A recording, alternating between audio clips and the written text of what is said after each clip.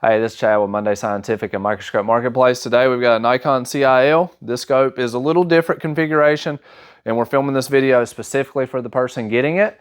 So we're going to go over several things, and we hope it's helpful. So Brandon's going to come in. We're going to take a look. First off, we have a tilting head. Tilts up and down. It telescopes out right here. So you can telescope it out. So if you want to sit back in your chair, it's very ergonomic, very comfortable for your neck. You have two focusable 10x by 22 millimeter field of view eyepieces. They rotate. That line, you hear me talk about in a lot of the videos, especially when we do the Olympus, the zero needs to match up to the line. See this indentation right here, this line? If you put it right there on the edge, that's your starting point, that's your zero. It also has these notches that when you put the eyepiece in, you rotate, you see it click in. Well, the reason it does that is so you can adjust the diopters without having to use two hands. See, both eyepieces go in and out, which is very nice. All right, we do have a camera on this scope, and if you want to send light to the camera, you need to pull this rod.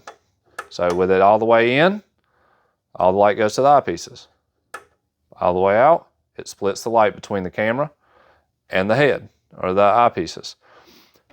This camera is attached with a C-TEP2, which is made for this scope. This is a 0.65, which matches the chip in here. You're going to use a 2 millimeter Allen wrench and loosen this.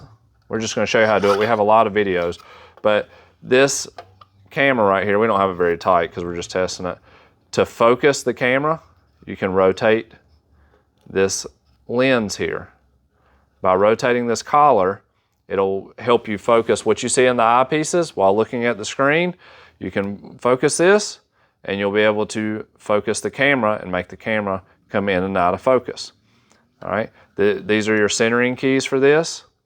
If you put the camera on and it's crooked like this, and you can't slide it in, adjust the collar up all the way. We have another video that we'll link in the description. Adjust the collar up all the way.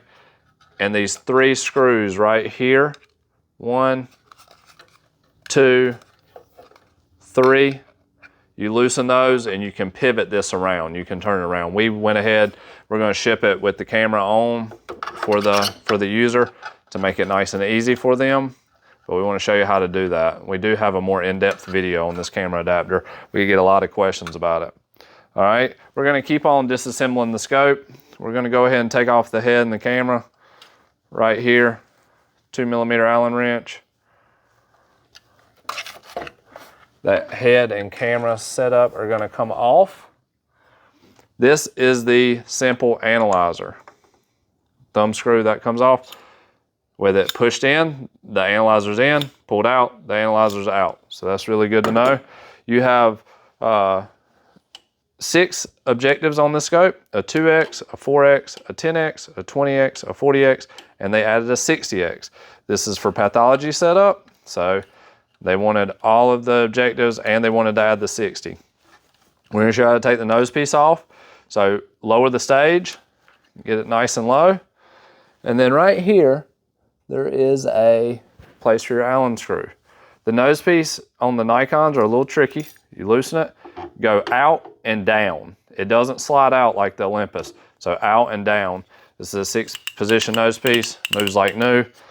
Excellent, excellent condition. If you're not comfortable taking the nose piece off, you can screw the objectives off one at a time whenever you want to clean it or whatever maintenance-wise. So you start in the middle, go up and back to lock the nose piece in. All right, we have a right-handed coaxial stage. We changed these pins out that hold the stage on with one we manufacture. It's all steel. So this tip here, this little plastic tip will break on a lot of the screws. We made a steel one. This one doesn't break, it's metal. If it's on the dovetail, it locks on nice and you won't have to replace these. All right, this stage, nice Y, X movement.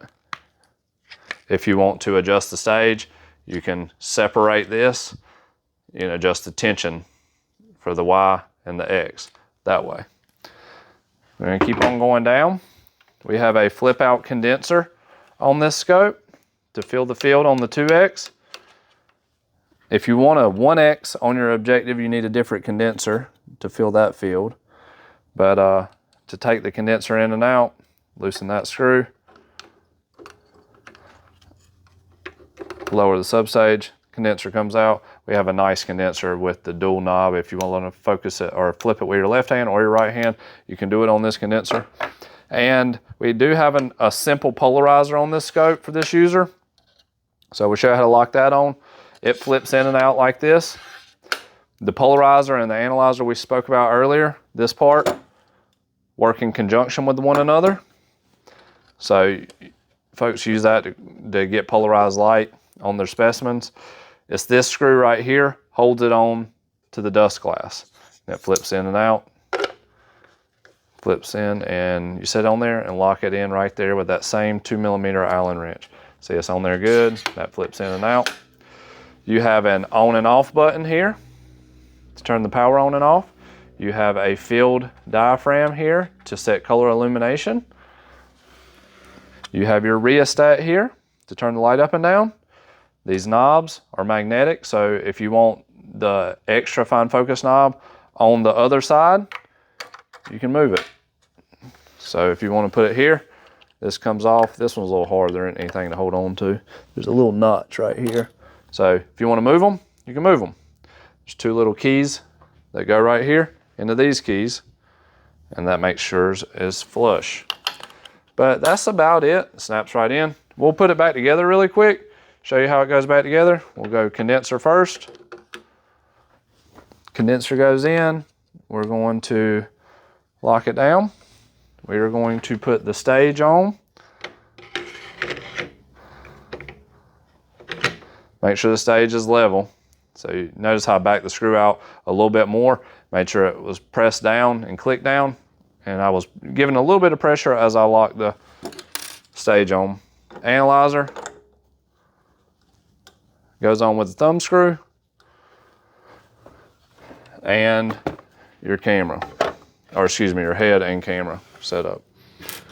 So never take your hand off of this thing until you know that it's locked onto the dovetail flange and you know it's tight. All right, so since we took the scope apart, we're going to show you how to set color illumination really quick. What's nice is we have a camera on this scope, so we can send the light to the camera. I have the condenser very low here. So the condenser is super low.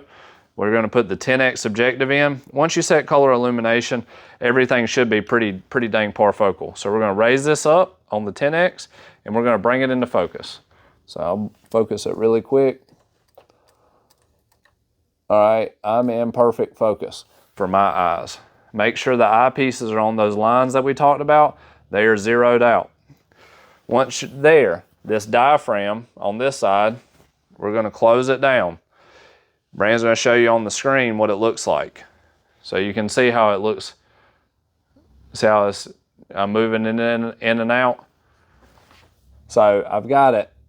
Actually, I've just done it a million times. I was able to get it without even looking at it. But this right here are the way that you would move the diaphragm. So look on the screen, Brandon.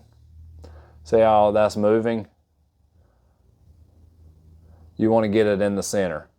So center of the eyepieces. That just shows you how it works. Once you get it in the center, spread it out, open evenly, and you've set color illumination. So theoretically, we should be able to go from objective to objective and it be in focus. So we're going to go into 40. Sometimes the 40 is out just a little bit. Dial that one in, and you go from objective to objective, and it's going to be in focus all the way. Flip it out for the 2X, and this scope's ready to ship. So if you got any questions about this scope or any other scope we have here at Munday Scientific and Microscope Marketplace, you can give us a call at 919-775-5596. You can email us at info@mundaymicroscope.com. If you want to buy any of these parts, you can find them at microscopemarketplace.com. If this video brought you value, please like and subscribe.